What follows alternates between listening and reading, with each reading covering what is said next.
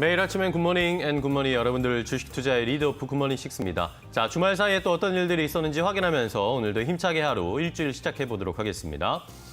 자, 뉴욕 3대 지수가 지난 미국 시간으로 금요일에 엇갈리면서 혼조세로 거래를 마감했습니다. 나스닥 지수는 상승하면서 다시 한번 사상 최고치를 기록했지만 다우지수와 S&P 500 지수는 하락하면서 거래를 마감을 했습니다.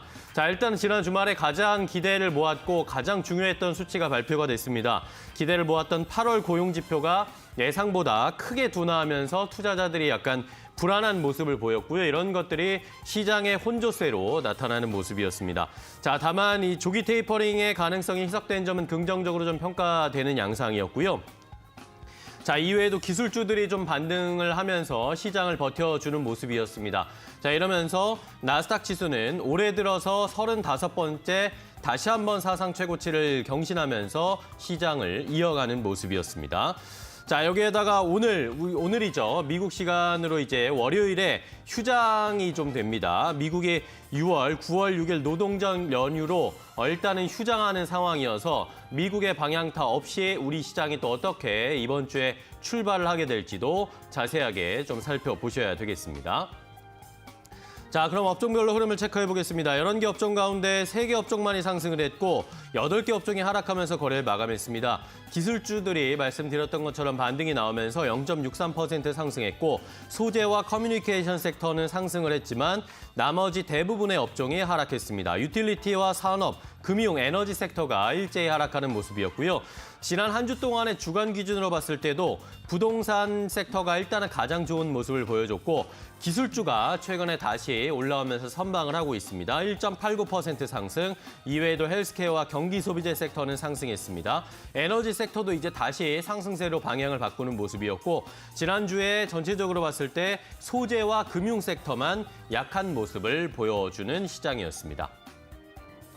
자, 지난 금요일에 종목별 움직임도 체크를 해보도록 하겠습니다. 기술주들이 일제히 좀 반등했다라고 말씀을 드렸는데 일단은 마이크로소프트는 보합권에서 거래를 마감하는 모습이었고요.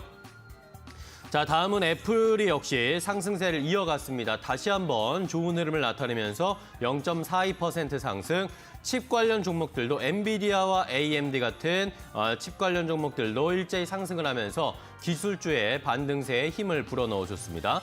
자, 커뮤니케이션 섹터에서 구글과 페이스북이 상승세로 강보합권에서 거래를 마감했고 아마존은 0.43%, 테슬라도 0.16% 강보합권에서 거래를 마감하는 모습. 전체적으로 좀 엇갈리는 양상이었지만 대형 기술주들은 일제히 좀 반등세를 나타내주면서 시장을 받쳐줬습니다. 자, 그럼 이슈들을 하나씩 체크를 해보도록 하겠습니다. 일단은 지난 주말에 말씀드렸던 것처럼 가장 중요했던 지표가 발표가 됐습니다. 자, 미국 노동부가 8월 비농업 부문의 고용이 23만 5천 명 증가했다라고 발표를 했습니다.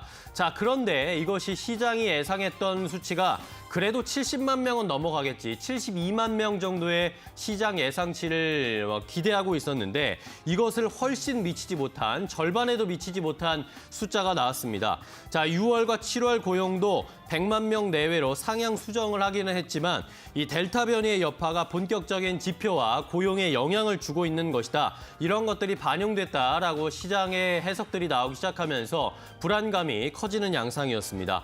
자, 8월 실업률은 5.2%로 집계가 됐는데 예상했던 것과 부합하는 수치로 5.2%로 나왔고요. 이런 상황에서 지표 부진에도 일단은 국채금리가 좀 올라가는 모습이었습니다. 자, 10년물 국채금리가 지난 미국 시간으로 금요일에 1.326%를 기록하는 모습이었는데 지표 부진에도 국채금리가 오름세를 보임 전 이런 것들은 인플레이션 우려를 반영했다라고 시장에서 해석들을 하고 평가하는 모습이었습니다. 장 중간에 조금 출렁거리는 모습이 나타나긴 했지만 결국에는 1.326%로 10년물 국채금리가 거래되는 모습이었고요. 자, 이외에도 다른 경제 지표들이 또 발표가 됐습니다. 서비스업과 관련된 경제 지표 2가지가 발표가 됐는데 서비스업 지표도 역시 전달보다 둔화됐다라는 시장의 평가들이었습니다. 자, 일단은 먼저 IHS 마켓에 따르면 8월 서비스 구매자 관리 지수 PMI 확정치가 계절 조정 기준으로 55.1을 기록했다라고 최종 집계됐습니다. 예비치였던 55.2와 7월 확정치였던 59.9에서 하락한 것으로 역시 올해 들어서 가장 낮은 수치를 기록했다라는 것이 시장의 해석이었고요. 공급관리협회 ISM이 발표한 8월 서비스 PMI도 역시 61.7로 전달 기록한 사상 최고치 64.1에서 하락한 것으로 발표가 됐습니다. 시장이 예상했던 61.6과 거의 비슷한 수준이기는 했지만 결국에는 서비스업 경기 확장세도 지속은 되고는 있는데 속도는 둔화되고 있다라는 것들이 숫자로 나타나는 상황이었습니다. 자, 다음에는 뉴욕 연방준비은행의 이야기를 확인해 볼 텐데 뉴욕 연은이 팬데믹에 따른 불확실성을 이유로 국내 총생산, GDP 분기 성장률을 예측하던 것을 일시 중단하겠다라고 선언을 했습니다. 자, 뉴욕 연은은 홈페이지 공지를 통해서 이런 이야기를 했는데 팬데믹을 둘러싼 불확실성, 그에 따른 지표의 변동성은 현재 나우캐스트 모델에 많은 어려움을 야기하고 있다. 이런 이야기를 하면서 나우캐스트 발표를 중단하고 이것을 언제까지 중단할지는 아직은 확정하지 않았다, 불확실하다라는 발표를 하는 모습이었습니다. 자, 최근에 말씀드렸던 것처럼 앞서서도 고용 지표와 관련된 이야기들을 해드렸는데 최근에 미국에서 발표되는 지표, 경제 지표들이 일제히 굉장히 혼란스럽고 예측하기 어려운 수치로 나오고 있다라는 것이 시장의 해석들인데 이런 것에 연을 더해서 뉴욕 연은도 역시 이런 경제 지표들의 발표가 굉장히 혼란스러운 상황이다라는 것을 확인해 볼 수 있다라고 시장에서는 평가들을 하는 모습이었습니다. 과연 이런 지표들이 또 어떻게 발표가 될지도 계속 살펴보셔야 되겠고요. 자, 다음은 미국 의회가 영미권 첩보 공유 동맹체인 이 파이브 아이즈 참여국에 우리나라를 포함시키기 위한 관련법 개정안을 추진하고 있다라는 소식이 전해지고 있습니다. 자, 미국 하원 군사위원회가 지난 2일 관련된 내용이 포함된 2022년 회계연도 국방 수권법 개정안을 처리를 했는데요. 자, 이 개정안의 골자를 들여다보니까 외국과의 정보 공유 체계에 있어서 미국, 캐나다, 영국, 호주, 뉴질랜드 이런 파이브 아이즈에 포함되어 있는 국가뿐만 아니라 우리나라라든지 일본이라든지 독일도 역시 포함을 해서 다른 민주주의 국가로 확대를 해야 한다라는 그런 의견을 지금 현재 미국 하원에서 논의되고 있다라는 것이었습니다. 자, 이것이 왜 중요한 것인가? 역시 이것은 이 파이브 아이즈는 중국을 견제하기 위한 것이 가장 큰 골자인데 여기에 우리나라라든지 독일을 포함시키면서 이 민주주의 국가들이 중국을 압박하기 위한 수단으로 쓰겠다라는 것인데 여기에서 우리나라는 이제 또 중국과의 마찰이 빚어질 수 있을 것이다. 이런 것에 대한 우려감들이 커지고 있습니다. 과연 이 국방수권법 통과 그리고 파이브 아이즈에 과연 우리나라가 포함될 것인지에 대한 여부도 앞으로 시장에 영향을 줄 수 있다라는 전문가들의 의견 확인해 보시기 바랍니다. 자, 이렇게 주말 사이에 있었던 글로벌 이슈들을 확인을 해봤습니다. 그럼 지난주 금요일에 미국 시장에서 어떤 종목들이 또 특별하게 움직였는지 최혜원 캐스터와 함께 확인해 보겠습니다. 네, 글로벌 증시 마감 상황 짚고 가도록 하겠습니다. 지난 뉴욕 증시에서 금요일장은 3대 지수가 보합권에서 거래 마감했습니다. 어떤 기업들이 움직였는지 오늘도 5가지 기업들 만나보도록 하겠습니다. 네, 첫 번째 기업은 디디 추싱입니다. 이 디디 추싱은 지난주에만 주가가 10% 넘게 올랐습니다. 지난주 금요일장에서는 이슈가 한 가지 있었는데요. 중국 정부 측에서 이 디디 추싱의 통제권을 가져갈 수 있다라는 이 보도가 나왔습니다. 좀 불확실성이 해소가 될 것이다라는 기대감이 나왔는데요. 중국의 국영 기업들로 구성된 컨소시엄이 디디 추싱에 투자 계획을 가지고 있다라는 보도가 나왔습니다. 컨소시엄이 디디 추싱의 이사회에서 1개 의석을 확보할 것이다라는 뉴스가 나왔는데요. 지난 금요일장에서 2% 넘게 상승하면서요. 9달러 선에서 거래 마감했습니다. 네, 이어서 두 번째 기업 만나보도록 하겠습니다. 브로드컴입니다. 실적을 발표를 했는데요. 호실적을 발표를 했습니다. 어닝 서프라이즈를 기록을 했습니다. 전체 매출과 EPS 모두 다 시장의 컨센서스를 상회했는데 전체 매출 같은 경우에는 예상치는 67억 6천만 달러였는데요. 이보다도 2천만 달러 더 높은 67억 8천만 달러를 기록했다라는 뉴스가 나왔습니다. 연간 가이던스도 높여 잡았습니다. 이 브로드컴 측에서는 클라우드 사업, 5G 사업 그리고 무선 사업 시장은 계속해서 성장하고 있다라고 밝혔습니다. 지난 금요일장에서는 1% 넘게 상승했고요. 497달러 선에서 거래를 마감했습니다. 네, 이어서 세 번째 기업 만나보도록 하겠습니다. 웨스턴 디지털인데요. 웨스턴 디지털이 키옥시아와 합병이 되지 않을 수 있다라는 보도가 나왔습니다.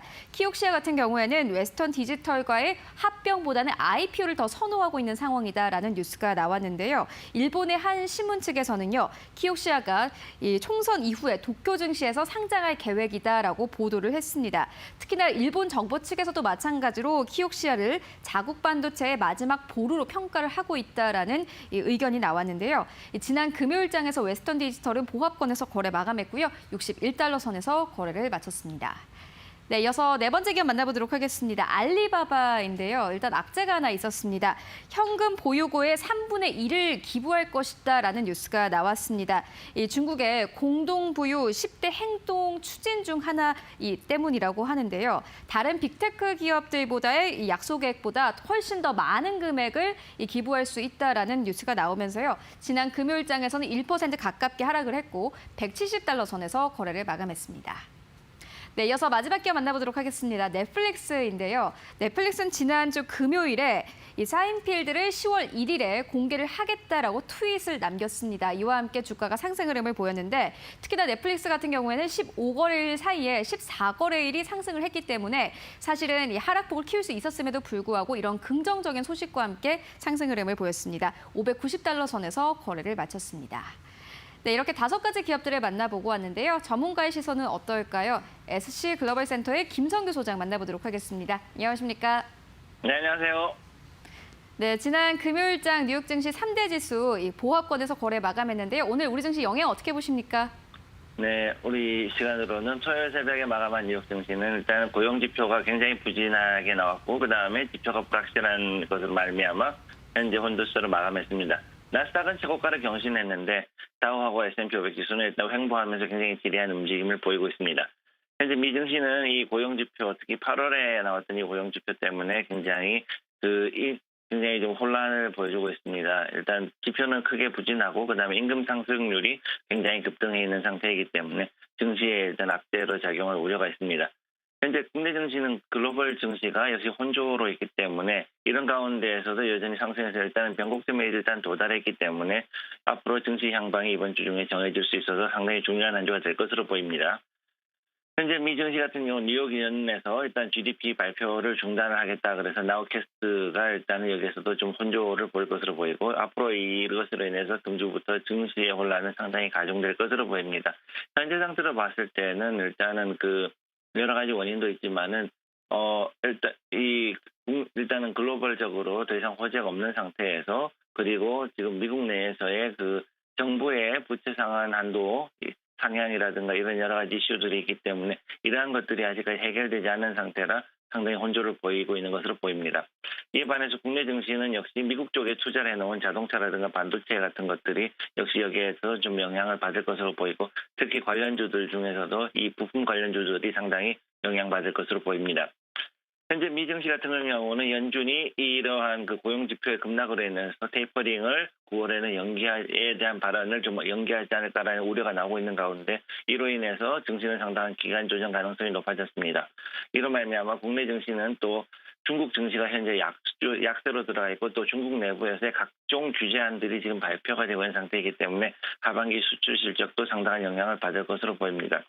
결론을 말씀드리면 현재 이 미 증시는 고점인 상태이기 때문에 여기에서 각종 테마별로 결국 순환매가 돌아가는 이전에 우리가 보여줬던 것과 비슷한 이런 상당히 지리한 횡보를 보이는 그런 가운데서 서서히 하락 전조가 나타나는 상황이기 때문에 여기에 대해서 이제 투자에는 조금은 주의하실 필요가 있겠고요.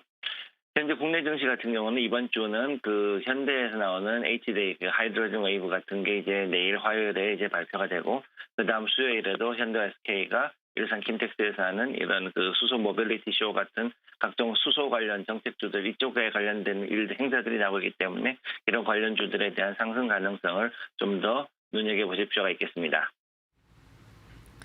네, 알겠습니다. 지금까지 김성규 소장과 함께했습니다. 고맙습니다. 네, 감사합니다. 네, 지금까지 뉴욕 증시 마감 상황 그리고 국내 증시 영향까지 짚고 왔습니다. 최윤이었습니다.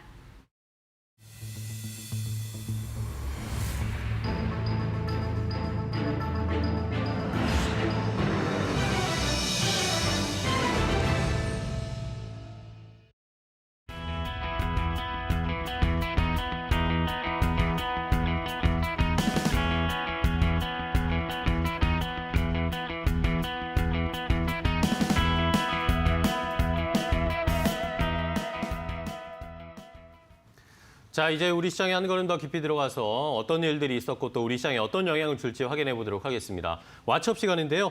자, 오늘도 현대경제연구원 최영호 문 모셨습니다. 고님 안녕하십니까? 네, 반갑습니다. 네. 자, 지난주에 저희가 계속 지켜보고 기다렸던 이 8월의 고용지표가 나왔습니다. 자, 미국 노동부가 8월 비농업 부문의 고용이 23만 5천 명이 증가했다라고 발표를 했는데 저도 이걸 토요일 날 속보로 봤는데 깜짝 놀랐습니다. 전 잘못 나온 줄 알았어요. 네, 저도요. 잘못 나오고 지난주 그러니까 ADP 거 그대로 뭐 섞여서 이거 그러니까 오보다 오보가 난 생각했는데 줄 알았어요. 지금 바이든 대통령까지 나와서 이 고용 지표 충격에 대해서 충격을 완화하는 얘기들을 합니다. 그러니까요. 델타 변이가 뭐 좀 많아서 고용이 부진한 것 같으니 백신 접종을 좀 더 합시다. 뭐 이런 얘기까지 굉장히 이례적으로 지금 했습니다만은 증시는 예상 밖으로 선방을 했어요. 그러니까 나스닥은 또 최고치를 그거 기록했습니다. 참 희한합니다. 그래서 지금 제 관건은 뭐냐면 이게 금주로 넘어오느냐죠. 네. 금주로 넘어와서 가는데 지금 사실 뭐 시장이 잘 소화를 했기 때문에 증시로에서 약세장으로 이끌 데이터는 없다고 보입니다. 네. 그리고 다행히 6월 달과 7월 달 거를 지금 100만 명을 넘기는 조정치가 상향했어요. 나왔습니다. 근데 이제 내부를 보면요. 서비스업 분야에서 뭐 지금까지 되게 그러니까 7월 달 같은 80만 명이 증가했는데 이번에 마이너스 30만 명으로 줄인 게 결정타였습니다.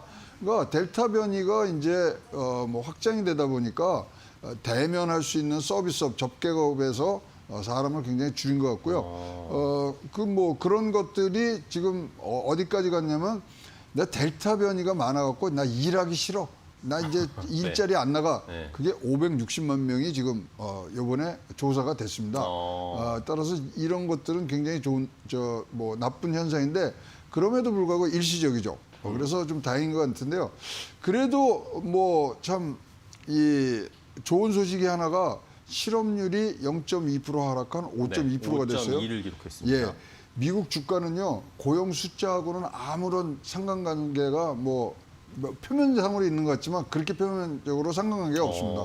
실업률입니다. 네네. 실업률이 낮춰졌기 때문에 이렇게 시장이 예상 밖으로 선방하는 선방했고. 그런 부분들을 보이는데요. 일단 델타 변이에 이제 대한 우려감도 있지만 지금은 이제 공석 비어진 이 자리를 채우는데도 어려움이 있습니다. 구인 지금 구인을 하겠다고 한 게 1,000만 개고요. 구직을 하겠다는 게 700만 개입니다. 미스매치가 좀 나고 그러네요. 있는 부분들이 있습니다. 그런데 우리 이제 전문가 눈에는 큰 위험은 없다.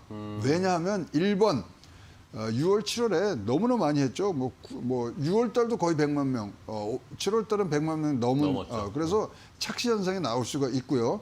그다음에 가장 좋은 현상은 뭐냐면 시간당 임금은 계속 상승하고 있는 거예요. 예, 그렇습니다. 그만큼 지금 고용시장은 불타오르는 애로 가고 있는 모양이거든요. 그리고 경제활동 참가율이 61.7%로 전월과 동일합니다.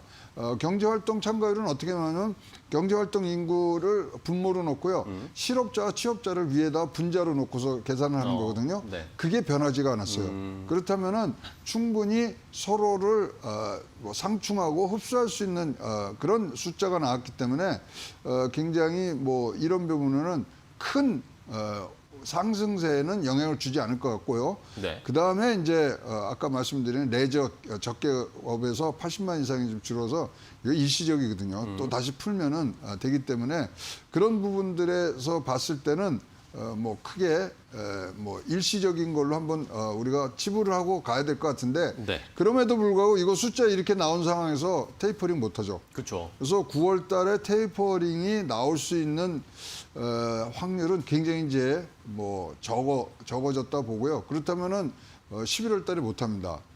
예산 관련된 여러 가지 정치적인 그런 뭐 스케줄 때문에 그렇기 때문에 12월로 테이퍼링이 밀릴 수 있는 분명히 뭐 어떤 개연성이 지금 높아졌다고 보여지고요.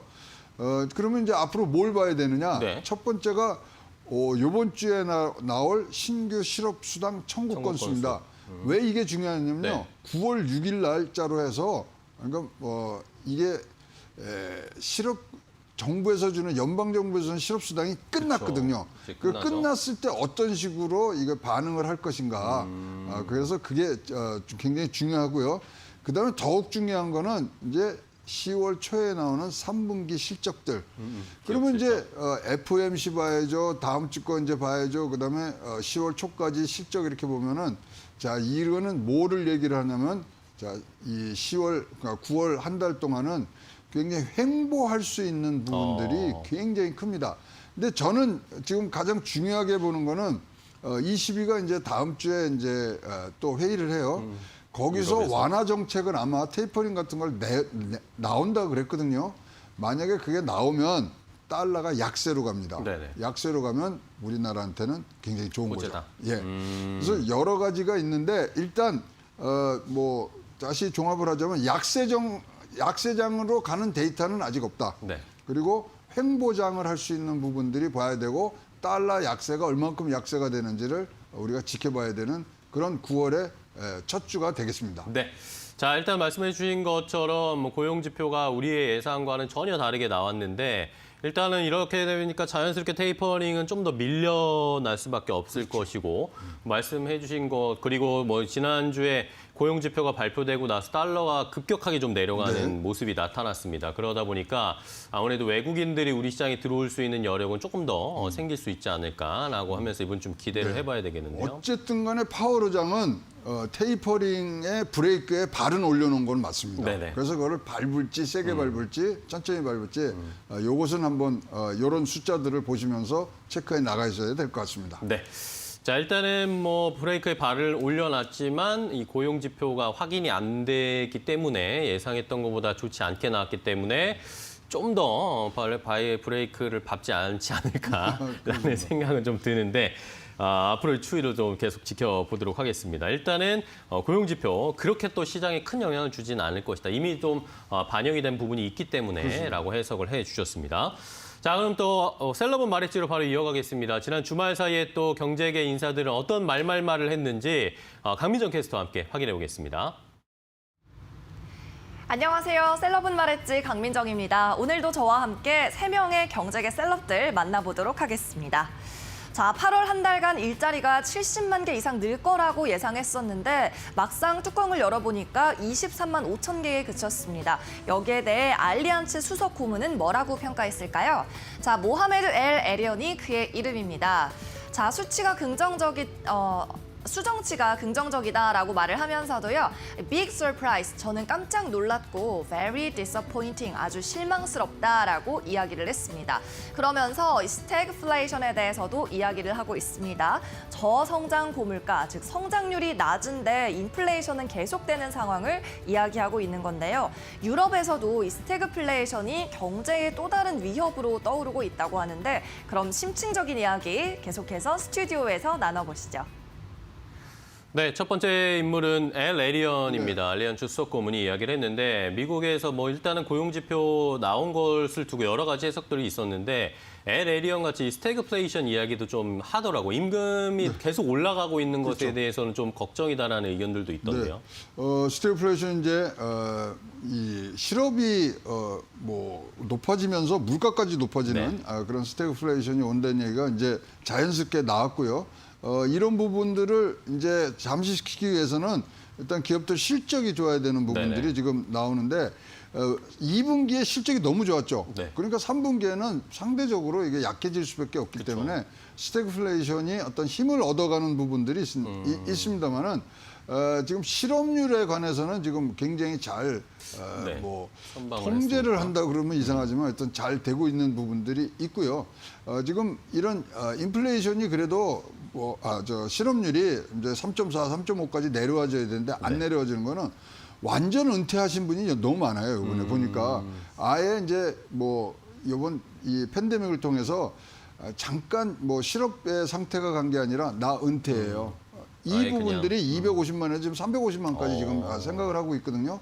그럼 거기를 채우기까지는 지금 시간이 걸린다는 거죠. 그래서 그런 것까지 다 감안을 했을 때 또 방금 전에 말씀드린 고용시장의 회복세가 그다지 뭐 나쁘지는 않기 때문에 네.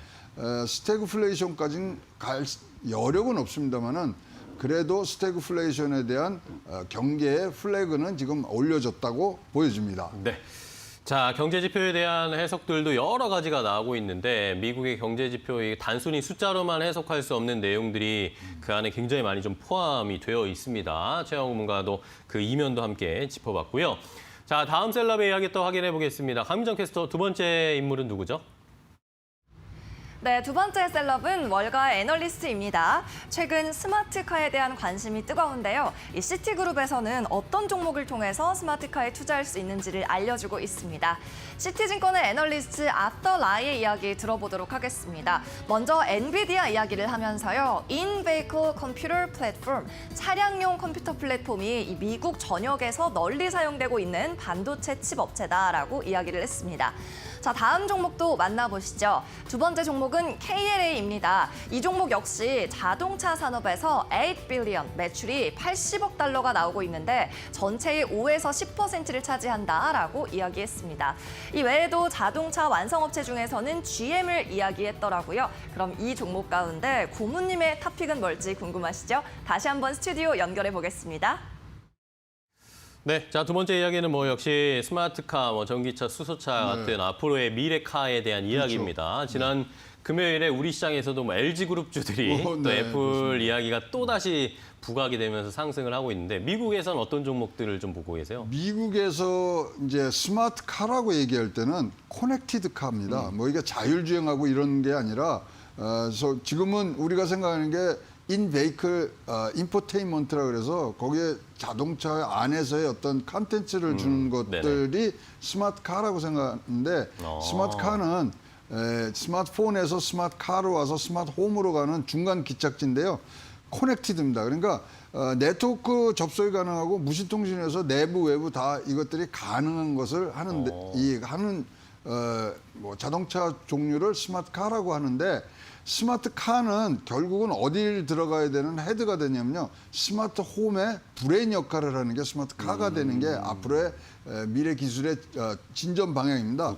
그런 방향에서 지금 말씀해 주신 지금 GM이라든가 엔비디아, KLA 이렇게 뭐 굉장히 좋은 주식들을 갖고 오셨는데요. 네. 제 픽은 엔비디아죠. 엔비디아. 예, 어쨌거나 칩을 제조하는 부분들이 가장 중요하고 사실 왜 칩이 중요하냐면 그 안에 어떤 오퍼레이팅 시스템을 넣느냐거든요. 거기에 관여할 수 있는 회사들은 소위 말하는 확장성이 굉장히 넓기 때문에 그 부분에 뭐 세 개 중에 하나 고르라 그러면 저는 엔비디아를 한번 골라보도록 하겠습니다. 네.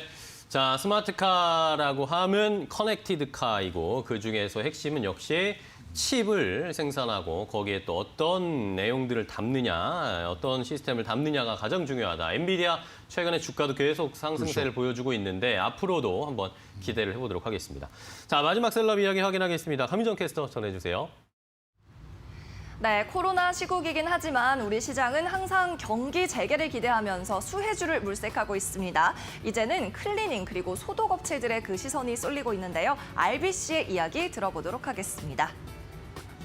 자, solid demand, 아주 탄탄한 수요가 있습니다. 클리닝과 소독에 대해서요. 그리고 아웃소싱 수요도 높아지고 있는데 무엇에 대해서냐? 유니폼 렌탈, 패실리티, 시설, 그리고 푸드 서비스, 식품 서비스에 대해서도 외주화 경향이 계속해서 짙어지고 있다라고 이야기를 했습니다. 자, 그러면서 추천한 종목들 이콜랩, 신타스, 그리고 비빈트가 있었는데요. 각각 어떤 종목들인지 그리고 어떤 종목이 가장 유망할지 역시 스튜디오로 넘겨드리면서 저는 여기서 물러가도록 하겠습니다. 저는 내일도 셀럽은 말했지로 돌아오겠습니다. 네, 강민정 캐스터 수고하셨습니다. 마지막 이야기는 뭐 역시 뭐 사무실 위생, 뭐 방역, 뭐 이런 것과 관련해서도 미국에서도 뭐 굉장한 많은 수요와 이런 시장이 형성되고 있는 것 같습니다. 근데 리오프닝 종목 아니겠습니까? 네. 근데 지금 뭐 델타 변이가 이렇게 확산이 되니까 좀 꺾였고요. 뭐 이콜레미아 시타스 지난 분기 실적 보시면 좀 실망스러운 부분들이 그런가요? 있습니다. 왜냐하면 재택근무를 계속하기 때문에 그래서 지금 이게 이제 유니폼도 하고 시설 관리도 이제 하고 그렇습니다만은 이 부분에 이제 뭐 재택근무가 새로운 트렌드로 자리를 잡는다면 이 회사들이 어떻게 가정까지들을 들어갈 수 그러게요. 있느냐 이 부분이 성장의 큰 뭐 갈림길이 될 것 같고요. 그렇다면은 뭐 이 부분들은 굉장히 트렌드화되는 부분들이 얼만큼 정착되느냐인데 사실 재택근무에서 지금 다시 뭐 회사로 와서의 근무하는 부분들이 바로 바뀌지는 않을 것 같아요. 지금 가장 뭐 유행하는 게 뭔지 아십니까? 뭘까요? 집에서 근무하느니 천국에서 근무하십시오 하면서 카리브나 이런 데 와서 휴가지에 가서. 휴가지에서 일하는 부분들이 더 커졌습니다. 그쵸, 그쵸. 뭐 등등을 봤을 때 폭발적인 수요가 있기보다는 어떻게 하면은 이것이 빠르게 전환이 되느냐에 기대를 하기 때문에 크게 지금 뭐 성장 부분들에 대한 기대는 조금 접는 것이 낫지 않겠냐. 그러나 이제 뭐 크로락스나 킴벌리 뭐 프록터&갬블 같이 같이 커갈 수 있는 부분들도 분명히 있기 때문에 뭐 우리가 생각하는 리오프닝에서 확 올라가는 부분보다는 네. 어떻게 이것을 다른 분야로 접목시키느냐가 이런 회사들은 굉장히 큰 관건이 되리라고 보여집니다. 네. 자, 이렇게 마지막 셀럽의 이야기까지 함께 확인을 해봤습니다. 셀럽은 말했지 그리고 왓츠업까지 최영호 고문과 함께 이야기 나눠봤는데요. 오늘도 또 좋은 인사이트 주셔서 감사하고 내일 또 뵙도록 하겠습니다. 고생 많으셨습니다. 감사합니다. 고맙습니다. 자, 이제 우리 시장으로 돌아와야겠죠. 한 주의 시작 월요일에 또 어떤 종목 기대해도 괜찮을까요? 폴라리스 오피스 지난주에 급등세를 나타냈는데 과연 이 종목 오늘도 올라갈 수 있을지 그리고 이 종목의 대안주 2가지까지 준비했으니까요. 잠시 후에 공개하겠습니다.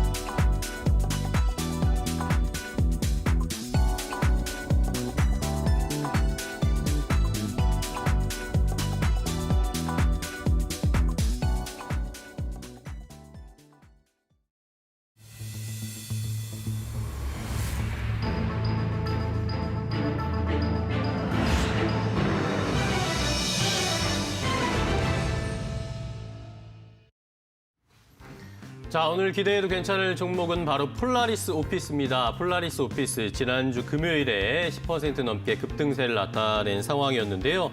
자, 과연 오늘도 올라갈 수 있을까에 대한 의문에 대해서 두 분의 전문가는 조금 더 올라가기는 쉽지 않다. 상승 모멘텀 이미 뿜었다라고 이야기를 하시고 계십니다. 자, 사업 계획의 구체화가 좀 필요하고 메타버스 얼라이언스의 경쟁이 심화되고 있는 상황에서 과연 폴라리스 오피스가 경쟁력이 있을 것인가에 대한 의문점이 좀 든다라는 의견이었는데요. 과연 이럼에도 불구하고 폴라리스 오피스 오늘도 올라갈 수 있을지 자세하게 분석해 보도록 하겠습니다.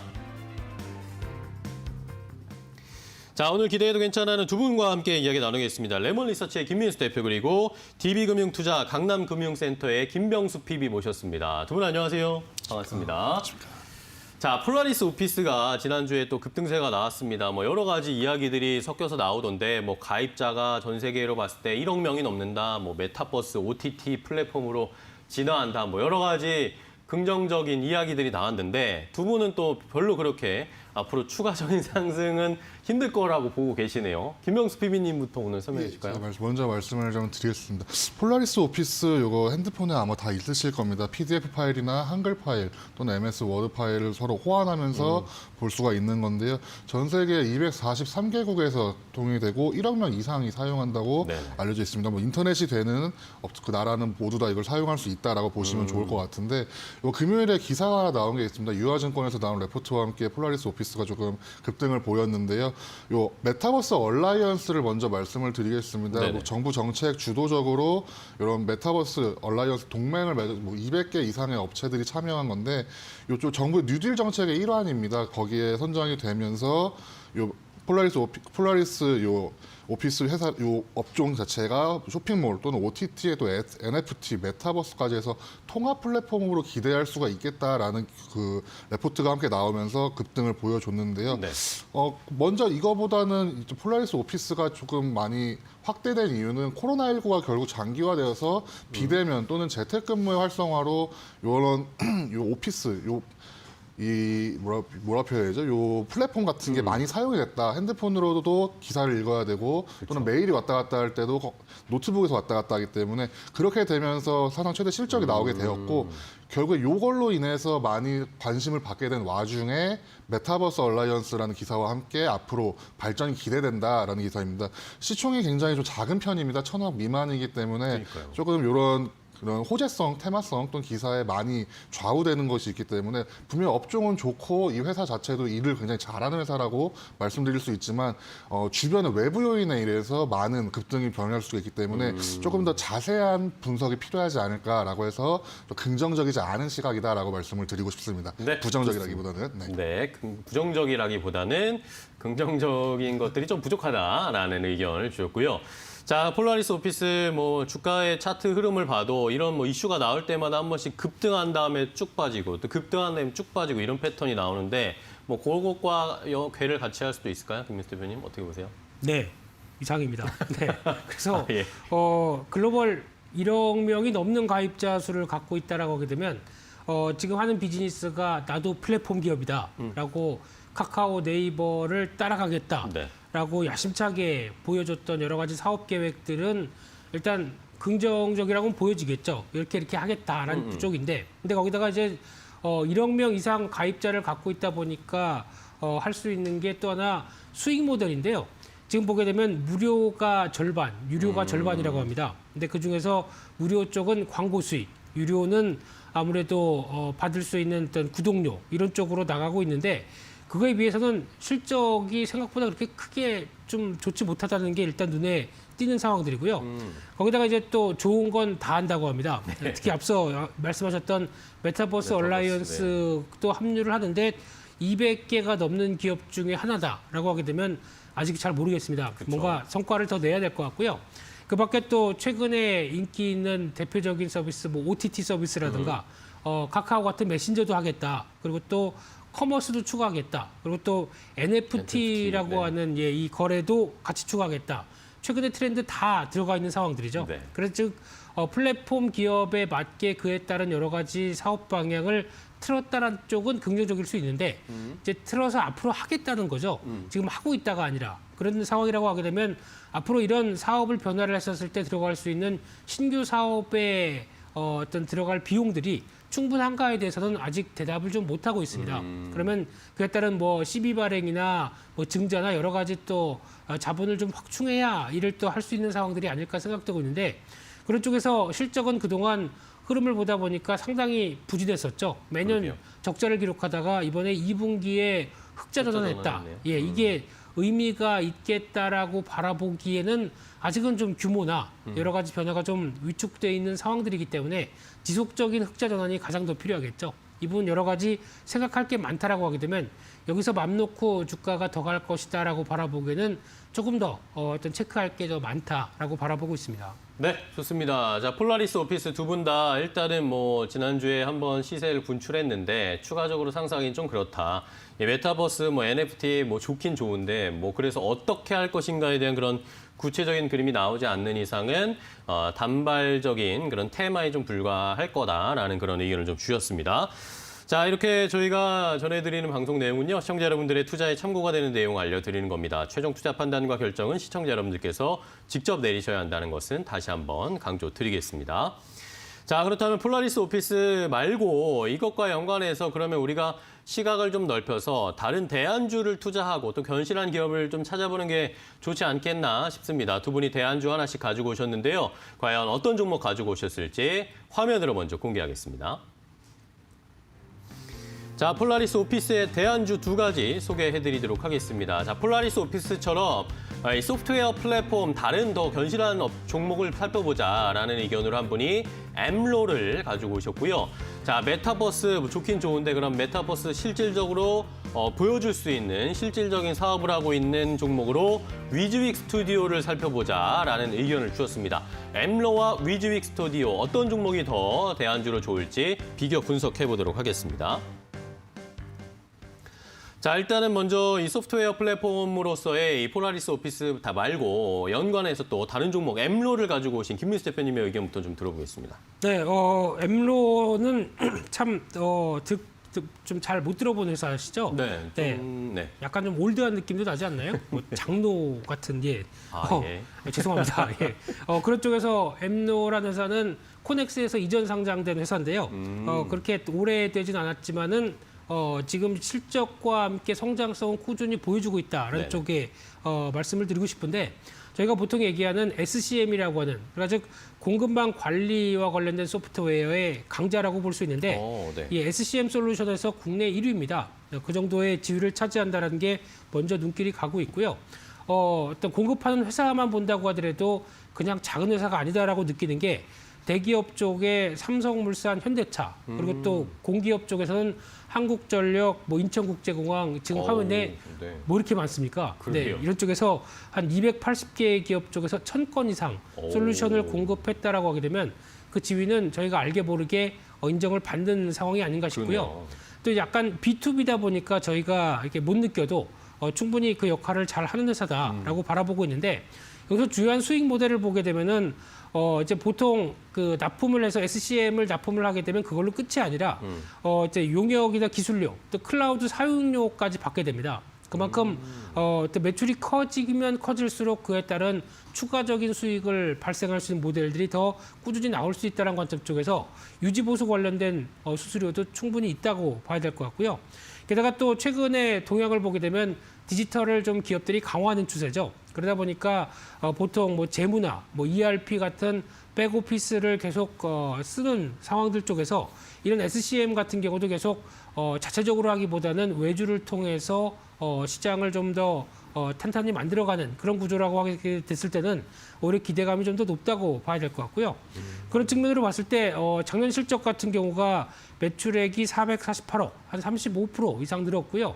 영업이익은 600% 가까이 들어서 64억 정도 네. 늘었다고 하게 되면 이런 추세적인 흐름에 또 맞는 회사다라고 봤었을 때 단순하게 어떤 지금 나오고 있는 공급망 관리가 아니라 공급망 관리를 공급함으로 인해서 시장의 성장과 그리고 회사가 같이 어떤 크게 성장하고 있다는 관점 쪽으로 바라보고 있는데 물론 시총이 1,800억 정도 되다 보니까 살짝 비싸긴 합니다만 이런 지금 시장에서는 성장을 답보로 한 회사들이 어디냐라는 쪽으로 계속 찾고 있기 때문에 네. 그에 따른 해답을 줄 수 있는 회사가 아닌가라고 바라보고 있는 상황들입니다. 네, 좋습니다. 자, 김민수 대표님은 엠로를 가지고 오셨는데 이 서플라이 체인 매니지먼트 SCM을 시스템을 공급하는 솔루션을 공급하는 업체입니다.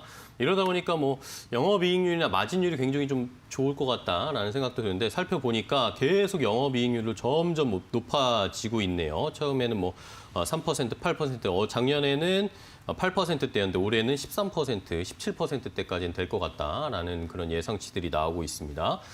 자, 그러면 엠로를 한번 살펴봤고, 자, 이번에는 그러면 요즘 또 가장 핫한 테마라고 할 수 있는, 섹터라고 할 수 있는 메타버스와 관련해서 이 폴라리스 오피스 말고 다른 종목, 위즈윅 스튜디오를 김명수 PB님이 가지고 오셨습니다. 메타버스는 기억하실지 모르겠죠. 올해 초에 로블록스와 함께 이제 조금 각광받는 테마 중에 하나인데요. 위즈윅 스튜디오를 조금 말씀드리는 이유는 뭐 근래 승리호 CG를 만든 회사이기도 하고 컴투스에서 이제 경영권 인수를 한다라면서 좀 관심을 받는 종목 중에 하나였습니다. 네. 이번에 말씀드리고 싶은 거는 이번에 LG U+랑 자회사 NP와 함께 이번에 XR 기술을 활용해서 언택트 콘서트를 이번에 시연을 했는데 요거에 대해서 물론 뭐 성황리에 마무리했다라는 기사가 나왔지만 이 내용 같은 거보다는 실제로 메타버스를 활용해서 수익 실현을 할 수 있는 업종 종목이다라고 말씀을 좀 드리고 싶습니다. 네. 이걸로 뭐 드라마틱한 수익이 많이 난 거라고 말씀드리기보다는 실질적인 수익 모델을 이렇게 구축해 가고 있다. 그렇게 구축한 곳은 많지 않기 때문에 메타버스 기업들 중에 좀 뭐가 있는 실질적으로 보이는 업종 중에 하나다라고 말씀을 드리면서 위즈윅 스튜디오를 조금 소개해드리고 싶고요. 이번에 컴투스가 이번에 한번 위즈윅 스튜디오의 지적재산권이라 표현되는 이제 IP와 제작 역량을 확보해서 컴투스가 다시 한번 뭐 이런 글로벌 게임이나 이쪽에서 많은 도움을 받고 싶다. 트랜스 미디어 전략으로 IP 밸류 체인, 가치 사슬이죠. 이쪽에서 만든다는 계획과 함께 컴투스가 이쪽으로 최대 주주로 등극하게 되었습니다. 즉 증강현실 또는 가상현실, 융합현실이라고 표현되는 AR, VR, XR에서 뮤직 스튜디오의 기술을 활용하겠다라는 게 보이고 있고요. 결국 게임이나 이런 영화 쪽에서 많이 사용이 될 수 있는 이 메타버스 이런 CG 또는 이런 기술력이 아마 게임 쪽에서 많이 발현되지 않을까라고 말씀을 드리고 싶습니다. 추가로 하나 더 말씀을 드리자면은 뮤직 스튜디오에서 투자한 드라마 제작사가 하나 있습니다. H월드 픽처스라는 회사가 있는데 이쪽에서 스튜디오 드래곤과 함께 이번에 TVN에서 오늘이죠. 오늘 이제 하이클래스라는 그 드라마가 처음 방송이 되면서 결국에는 여러 가지 우리가 시각적으로 볼 수 있는 여러 가지 이런 메타버스라고 표현할 수 있는 이런 콘텐츠가 많이 나오고 있다. 특히 요 관계자는 이제 연내 계획한 이제 IP가 이런 스튜디오에서 출범이 한다면 드라마 콘텐츠 제작 편수가 증가할 수 있다, 급증할 수 있다라고 평가를 하고 있습니다. 결국 이런 드라마나 또 영화 또는 게임에서 많은 발전을 보이고 있기 때문에 결국 메타버스에 만약에 저희가 집중을 한다면 폴라리스 오피스를 메타버스 얼라이언스라고 해서 이런 관련주로 집중을 한다면 위즈 스튜디오도 한번 보시면 좋지 않을까라고 말씀을 드리고 싶습니다. 네. 자, 위즈익 스튜디오까지 이야기를 해주셨습니다. 어쨌든 메타버스가 굉장히 지금까지는 뜬구름 잡는 그런 사업이다라고 생각하시는 분들이 많으실 텐데 실제로 수익으로 좀 구현할 수 있는 모델을 보여주고 있는 게 위즈익 스튜디오다라는 의견을 주시면서 함께 제시를 해주셨습니다. 자, 그럼 가격 전략 사계 확인을 해봐야 되겠죠. 그러면 김명수 PB님이 주신 위즈익 스튜디오부터 좀 볼까요? 가격 전략? 뮤직 스튜디오 같은 경우에는 금요일에 15,900원의 종가를 마감을 했습니다. 한 27,000원, 최고치 2만 원 이상을 찍고 조금 많이 조정을 보여주고 있는 그러네요. 모습인데요. 15,900원 이하에서 만약에 매수 들어갈 수 있으면 좀 좋은 기회라고 보이고요. 네. 목표가는 바로 위에 고점이었던 18,400원을 제시드리고 손절가는 바로 아래의 저점인 14,600원을 제시드리고 싶습니다. 네, 좋습니다. 위즈익 스튜디오의 가격 전략 오늘 15,900원 아래에서 잡아보자라는 의견 주셨고요. 자, 다음은 엠로입니다. 엠로 김민수 대표님 근데 차트 보니까 많이 올라왔는데요. 네. 괜찮을까요? 네, 많이 부각을 받았죠 최근에. 부각을 받았는데 지금 기준으로 보게 되면은 지난 코넥스에서 이전 상장되면서 나왔던 시가 부근을 거의 다 올라왔습니다. 그렇기 때문에 아마 바로 올라가기보다는 살짝 이제 눌림목이 나올 수 있겠다라고 네. 바라보고 있는데 그 눌림목대 대응하자는 관점 쪽에서 매수가를 조금 낮춰 잡았고요. 한 32,000원대 밑으로 보면서 어떤 눌림목을 좀 찾아보자라는 관점들이고요. 그런 측면에서 봤을 때 그래도 지난번 보여줬던 고가 영역들은 다시 한번 시도는 들어오겠다라는 관점 쪽에서 약 한 38,000원대 정도를 목표가로 말씀드릴 수 있을 것 같고요. 손절가는 29,500원으로 말씀드리겠습니다. 네, 좋습니다. 자, 엠로의 가격 전략까지 함께 제시를 해드렸습니다. 자, 오늘 두 가지 대안주를 드렸습니다. 견실한 이 플랫폼 서비스를 제공하는 기업, 소프트웨어 플랫폼 기업 엠로 하나 주셨고요. 메타버스 관련해서 실질적인 눈에 보이는 사업을 펼치고 있는 위즈익 스튜디오를 대안주 드렸으니까요. 잘 오늘 시장에서 한번 확인해 보시기 바랍니다. 자, 오늘 기대해도 괜찮아는 이렇게 마무리를 하겠고 이제 오늘 시장에 대한 전망을 좀 부탁을 드릴게요. 일단은 미국에서 고용 지표가 생각보다 좋지 않게 나왔는데 시장이 그렇다고 미국 시장이 또 크게 흔들리진 않았습니다. 이번 주에 우리 시장은 어떻게 보고 계신지 김민수 대표님. 네, 어제 주말 사이에 나왔던 뉴스를 종합해 보면은 미국 시장의 반응이 고용 지표가 안 좋았어도 그렇게 크게 또 환호하는 것도 아닙니다. 네네. 그러다 보니까 약간 제한적인 움직임이라고 보는 가운데 그래도 달러가 약세로 가다 보니까 국내 시장 쪽에 조금 더 도움은 되지 않을까로 그러게요. 바라보지만 또 이제 시장의 흐름들이 외국인들이 본격적으로 들어오는지 한 번 더 체크를 해야 될 것 같고요. 여전히 종목 중심의 움직임은 이번 주도 계속 될 것이다. 라는 관점 쪽에서 바라보고 있습니다. 네, 좋습니다. 김명수 PB님은 어떻게 보세요, 오늘? 8월 말에 환율이 1,180원 거의 1,200원까지도 치솟는다는 게 있다가 1,150원대로 내려왔습니다. 환율 안정화가 지금 보이고 있기 때문에 외국인들의 컴백을 좀 기대해보는 한 주가 되지 않을까라고 말씀을 드리고 싶습니다. 네, 좋습니다. 자, 두 분 모두 오늘 외국인들이 어느 정도 들어올지 이번 주 외국인들의 수급을 잘 살펴보자라는 의견을 주셨으니까요. 함께 시장에서 대응을 해보도록 하겠습니다. 자, 오늘 두 분과 함께 이야기 나눴습니다. 좋은 종목 소개해 주셔서 감사하고 다음 시간에 또 뵙도록 하겠습니다. 고생 많으셨습니다. 고맙습니다. 네, 굿모닝 식스 오늘 저희가 준비한 소식과 정보는 여기까지고요. 저희는 또 내일 아침 6시에 더욱 빠르고 정확한 정보 가지고 찾아뵙도록 하겠습니다. 매일 아침엔 굿모닝 앤 굿모닝 끝까지 시청해 주신 여러분 고맙습니다.